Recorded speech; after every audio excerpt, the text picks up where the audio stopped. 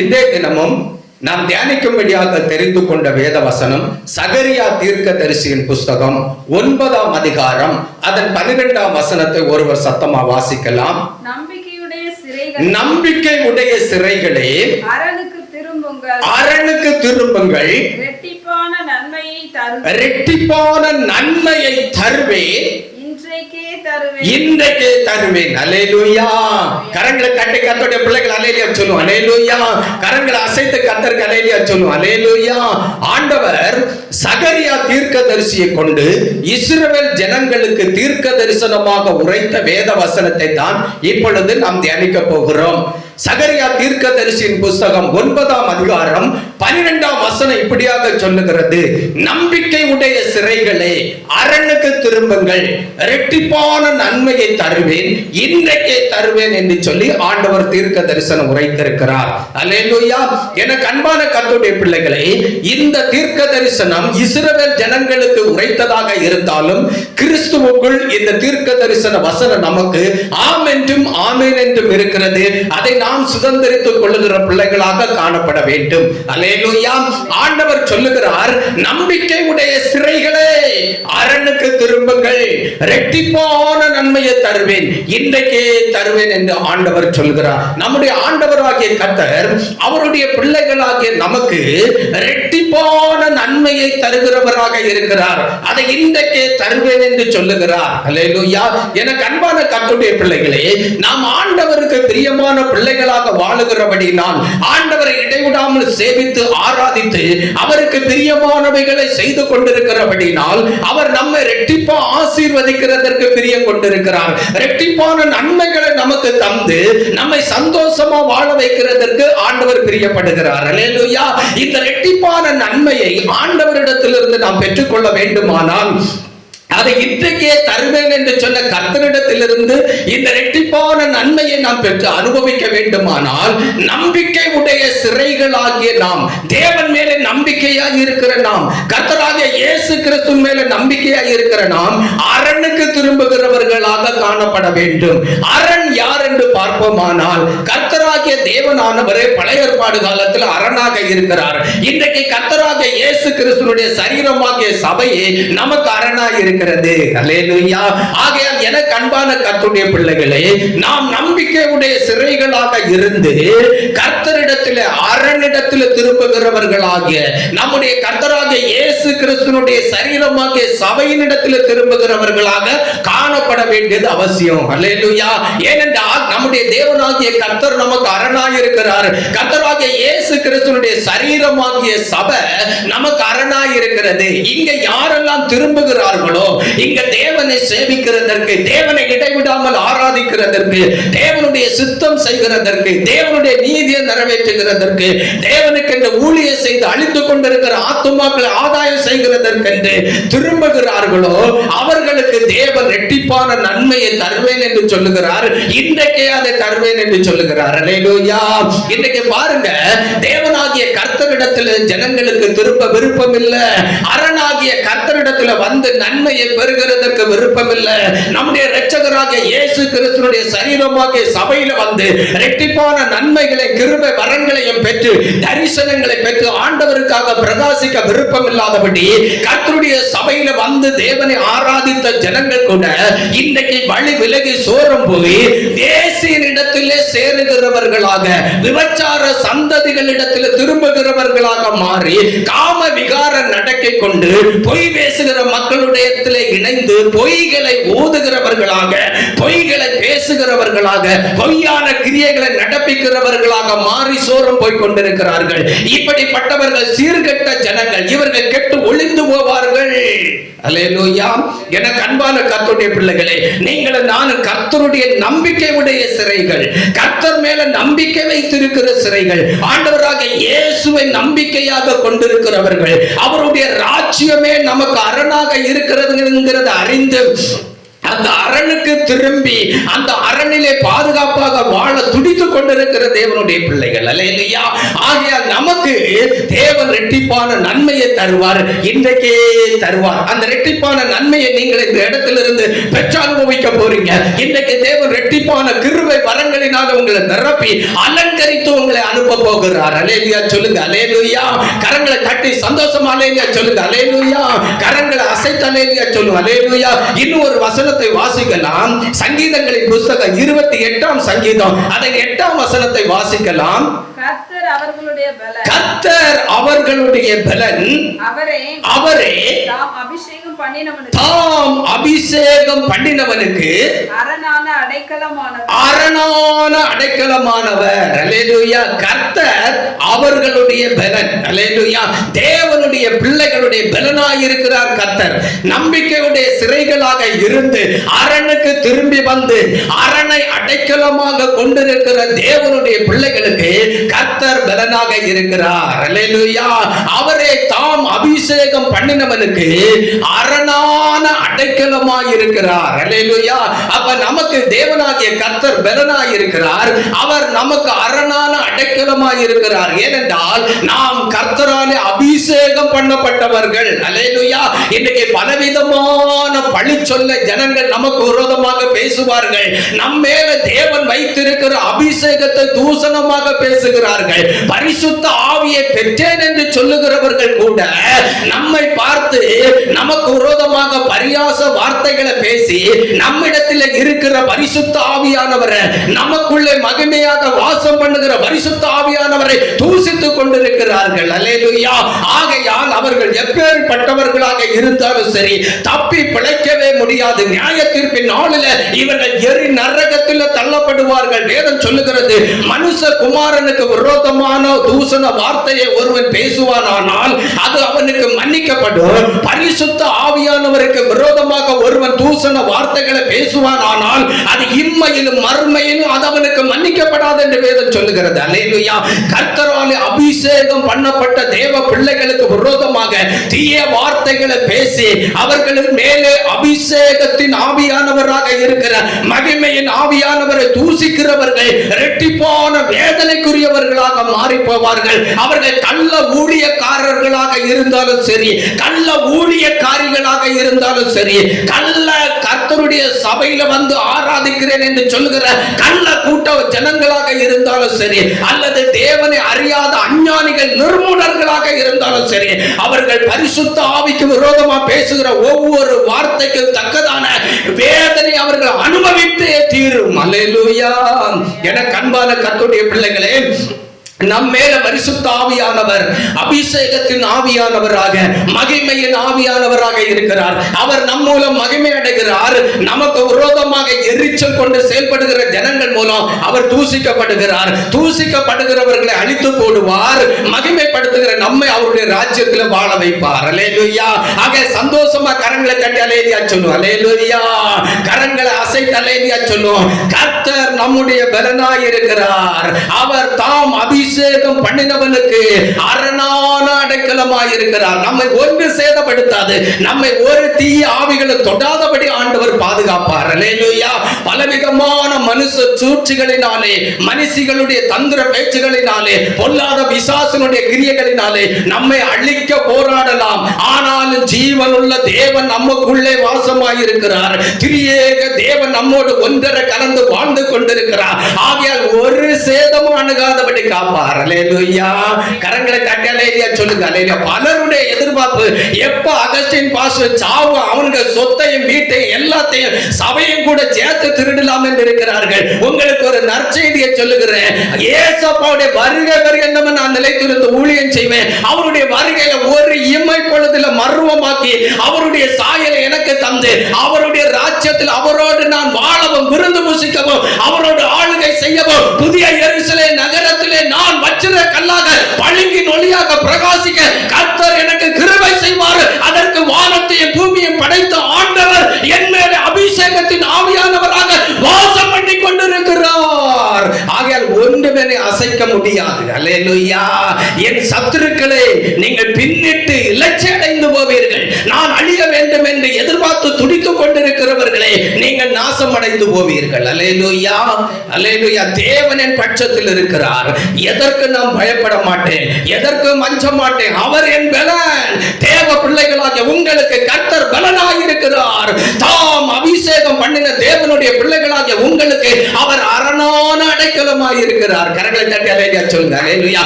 கர்த்தருடைய அரணுக்குள்ள வந்திருக்கிற அவர் உங்களுக்கு அடைக்கலம் தருகிறார். அந்த அடைக்கலத்தில் வந்திருக்கிற உங்களுக்கு எல்லா ஆசீர்வாதமும் உண்டு. ஆண்டவர் பாருங்கள், மோவாபிய பெண் ரூத் ஆண்டவருடைய இனத்தோடு வந்து கலந்து கொண்டு, ஆண்டவராகிய கர்த்தர் தான் என்னுடைய தெய்வம், கர்த்தருடைய ஜனங்கள் தான் என்னுடைய ஜனங்கள் என்று சொல்லி யூதேயாவிலே அவள் வந்து தேவனை அண்டிக் கொண்டபடியினால் ஆண்டவருடைய வார்த்தை அவளுக்கு இப்படியாக உண்டாயிருக்கிறது.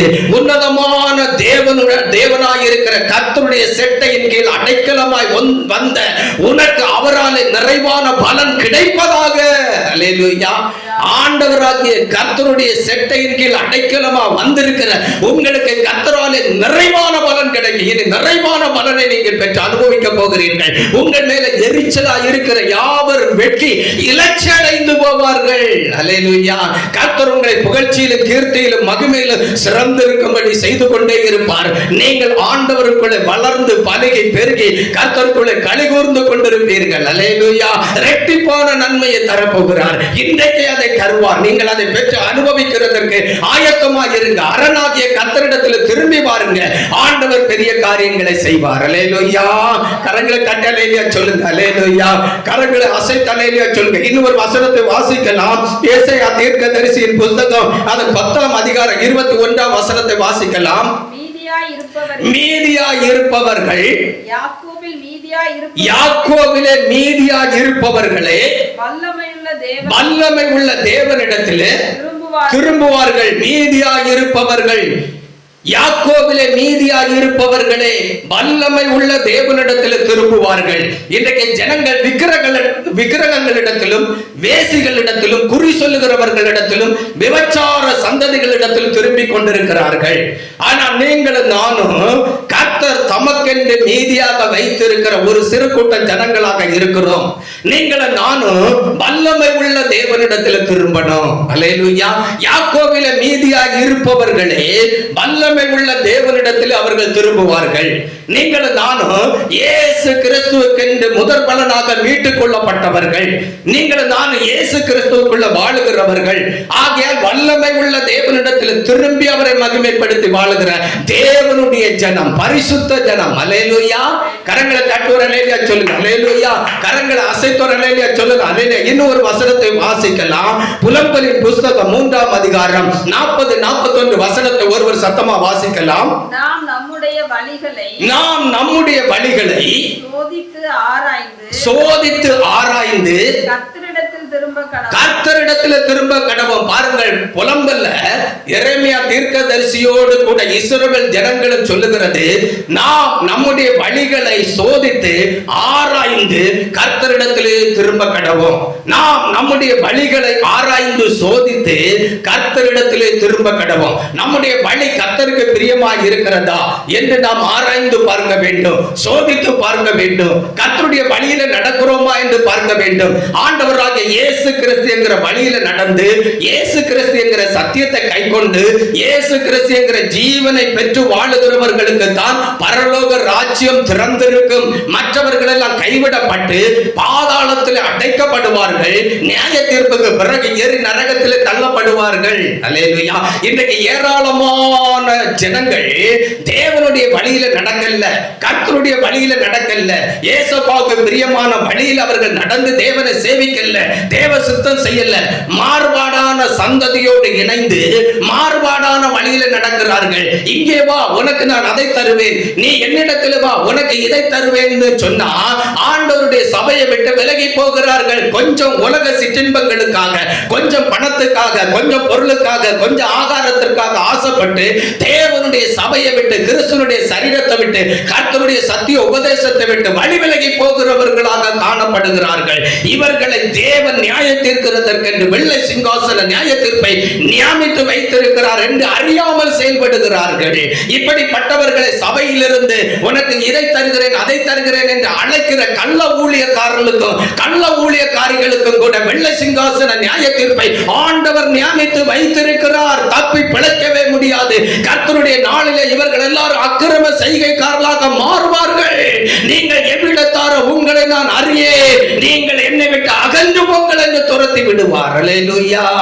நாம் கஷ்டப்பட்டு கற்ப வேதனைப்பட்டு ஒரு ஆத்துமாவை சம்பாதித்து சபையில வைத்திருந்தால் அகஸ்டின் பாஸ்டருடைய சபையில எத்தனை மக்கள் வருகிறார்கள் என்று பார்த்து வீடுகளிலே போய் ஏன் அகஸ்டின் பாஸ்டரிடத்துல போறீங்க, அவனுக்கு தான் அது இல்ல இது இல்ல, நீங்க எங்களிடத்துல வாருங்க, கார் இருக்கிறது, பங்களா இருக்கிறது, மெத்தை இருக்கிறது, கட்டில் இருக்கிறது, சுகபோகமாக இன்பத்தை அனுபவிப்போம், எங்களிடத்துல வாருங்கள் என்று சொல்லி ரட்சிக்கப்பட்ட ஜனங்களை வஞ்சித்து நயவஞ்சகமாக பேசி அழைத்துக் கொண்டு போகிறார்கள். இப்படிப்பட்டவர்களுக்கு இரட்டிப்பான கேடு வரும். அல்லேலூயா. கரங்களை கட்டி சொல்லுங்க அல்லேலூயா. கரங்களை அசைத்து அல்லேலூயா சொல்லுங்க அல்லேலூயா. தேவனுடைய பிள்ளைகளை யார் கர்த்தரிடத்துல வந்து கர்த்தரை சேவித்தாலும், யார் கர்த்தரை விட்டு சோரம் போனாலும் நம்ம பயப்பட வேண்டிய அவசியம் இல்லை. நம்முடைய ஆத்துமாவை குறித்து உத்தரவாதம் நம்மிடத்துல கேட்பார். நாம் அந்த நாளிலே உத்தரவாதம் சொல்லுக்கு தக்கதாக நாம் கர்த்தரை உத்தமமாக பின்பற்றி கர்த்தரை உத்தமமாக சேவித்து கர்த்தருக்குள்ளே நிலைத்திருக்கிறவர்களாக இருந்தால் நம்முடைய ஆத்துமா தப்பி பிழைக்கும். அல்லேலூயா. அல்லேலூயா. நம்மை விட்டு சோரம் போகிறவர்களை குறித்து நாம் கணக்கு ஒப்புவிக்க வேண்டிய அவசியம் இல்லை. ஏனென்றால் வருகிறவர்களுக்கு நாம் சரியான உபதேசத்தை கொடுக்கிறோம், சத்தியத்தை மனதார சொல்லுகிறோம், நீதியை நிறைவேற்றுங்கள் என்று போதிக்கிறோம். இதற்கு செவி கொடுக்க விருப்பம் இல்லாமல் போகிறவர்களுடைய இரத்த பழிகள் எல்லாம் அவர்களுடைய தலையின் மேலும் அவர்களுடைய சந்ததிகளுடைய தலையின் மேலும் திரும்பும். நம்முடைய கையை ஆண்டவர் சுத்தப்படுத்துவார். அல்லேலூயா. ஆண்டவர் சொல்லுகிறார், நான் குற்றம் இல்லாமையிலே என் கையை சுத்தமாக்குகிறேன். அப்படியே தேவனுடைய பிள்ளைகளை நம்முடைய கைகளை நாம் குற்றம் இல்லாதபடிக்கு சுத்தமாக்கணும். நம்முடைய கையை சுத்தமாக்குறவர் இயேசு கிறிஸ்து. அவருடைய இரத்தத்தினாலே கழுவி சுத்தமாக்குகிறார். அல்லேலூயா. சுத்த கைகள் உள்ளவன் மேன்மேலும் பலத்து போவார். கர்த்தர் நம்மை மேன்மேலும் பலக்க பண்ணுவார். நமக்குள் இருக்கிற கிருபையை பெருக பண்ணுவார். வல்லமை அதிகரிக்க பண்ணுவார். மரித்த பிரேதங்களை நம்முடைய கைகளினால உயிரோடு எழுப்புவார். அல்லேலூயா. கரங்களை கட்டி அல்லேலூயா சொல்லுங்க. அல்லேலூயா. கரங்களை அசைத்து அல்லேலூயா சொல்லுங்க. அல்லேலூயா. கர்த்தர் நம் பட்சத்தில் இருக்கிறார். மனுஷன் நமக்கு என்ன செய்வான்? சாத்தான் நம்மை என்ன செய்ய முடியும்? சாத்தான் நம் அருகாமையிலேயே வர முடியாது. அல்லேலூயா. ஏனென்றால் தேவன் நம்மை சுற்றிலும் அக்கினி மதிலாக இருக்கிறார். நமக்குள்ளே அவர் மகிமையாக வாசம் பண்ணி கொண்டிருக்கிறார். அல்லேலூயா. மூடர்களும் நிர்மூடர்களும் அதை அறியாது இருக்கிறார்கள். அஞ்ஞானிகளும் அதை அறியாது இருக்கிறார்கள். ஆகையால் அவர்கள் பிளம்புகிறார்கள். நீங்களும் நானும் அறிந்திருக்கிறோம். ஆகையால் நாம் தேவனை மகிமைப்படுத்தி வாழுகிறோம். கரங்களை தட்டி அல்லேலூயா சொல்லுங்க. அல்லேலூயா. கரங்களை அசைத்து அல்லேலூயா சொல்லுங்க. இன்னொரு வசனத்தை வாசிக்கலாம். ஏசாயா தீர்க்கதரிசியின் புத்தகம் 49:5 வசனத்தை வாசிங்க. யாக்கோபை தம்மிடத்தில் திருப்பும்படிக்கு நான் தாயின் கர்ப்பத்தில் இருந்தது முதல் கர்த்தர் தமக்கு தாசனாக என்னை உருவாக்கினார். பாருங்க, யாக்கோபை கர்த்தரிடத்தில் திருப்பும்படிக்கு நான் தாயின் கர்ப்பத்தில் உருவானது முதல் தம்முடைய தாசனாக அவர் என்னை உருவாக்கினார். அல்லேலூயா. ஆண்டவராகிய இயேசு கிறிஸ்துவை குறித்து சொல்லும் பொழுது யாக்கோபை கர்த்தரிடத்தில் திருப்பும்படிக்கு ஆண்டவராகிய இயேசு கிறிஸ்து ஒரு கன்னி பெண்ணுடைய கர்ப்பத்தில் வந்தார். அவர் கர்ப்பத்தில் உருவான நாள் முதலே தேவன் தம்முடைய தாசனாக கர்த்தராகிய இயேசு கிறிஸ்துவை உருவாக்கினார். எதற்கு? யாக்கோபை கர்த்தரிடத்தில் நம்முடைய ஜீவனுள்ள தேவனிடத்தில் திருப்புகிறதற்கு. அல்லேலூயா. உங்களையும் என்னையும் கூட ஆண்டவர் ஊழியக்காரிகளாக ஏற்படுத்தி வைத்திருக்கிறார். கர்த்தருடைய சபை மக்களாக ஏற்படுத்தி வைத்திருக்கிறார். எதற்காக? இந்த பட்டணத்திலே விக்கிர வழிபாட்டுக்கும் வேசித்தனத்திற்கும் விபச்சாரத்திற்கும் கொலைவெறிக்கும் திருட்டுக்கும் பொய்க்கும் ஏமாற்றி பித்தலாட்டம் பண்ணி பிழைப்பு நடத்துகிறதற்கு அடிமைப்பட்டிருக்கிற ஜனங்கள் பிள்ளைகளை, இயேசு கிறிஸ்து உங்களை நேசிக்கிறார். அவர் உங்களை ரட்சிக்கிறதற்காக கல்வாரி சிலுவையில ரத்தம் சிந்தி உங்களுக்காக ஜீவனை தந்தார். ஆண்டவராகிய இயேசுவினிடத்தில் வந்தார், உங்களுக்கு வாழ்வளிப்பார், உங்களுக்கு நன்மை செய்வார், நித்திய ராஜ்யத்தை தருவார் என்று சொல்லி அவர்களை ஆண்டவரிடத்தில் திருப்பி ஆண்டவருடைய சரீரமாகிய சபையில் அழைத்து வருகிறதற்காக நம்மை ரட்சித்து ஊழியக்காரர்களாக ஊழியக்காரிகளாக கர்த்தருடைய பிள்ளைகளாக அபிஷேகம் பண்ணி ஏற்படுத்தி இருக்கிறார். அல்லேலூயா. எதற்காக? இந்த ஜனங்களை எல்லாம் கர்த்தராகிய இயேசு கிறிஸ்துவுக்கு நேராக திருப்புகிறதற்காக. அல்லேலூயா. ஆனால் இந்த ஜனங்கள் என்ன சொல்லுகிறார்கள்? கீழே வாசிக்கலாம்.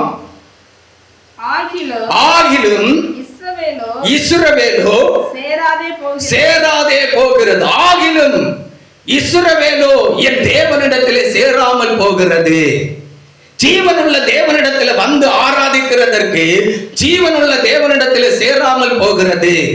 அது வேசியை நோக்கி போகிறது, அது விக்கிர வழிபாடை நோக்கி போகிறது, அது விபச்சார சந்ததியோடு கலந்து விபச்சாரம் செய்கிறதற்கு போகிறது. தேவனிடத்தில் சேர்கிறதற்கு அதற்கு விருப்பம் இல்லை. அல்லேலூயா. நீங்களும் நானும் ஜீவனுள்ள தேவனிடத்தில் சேர்ந்திருக்கிறோம்.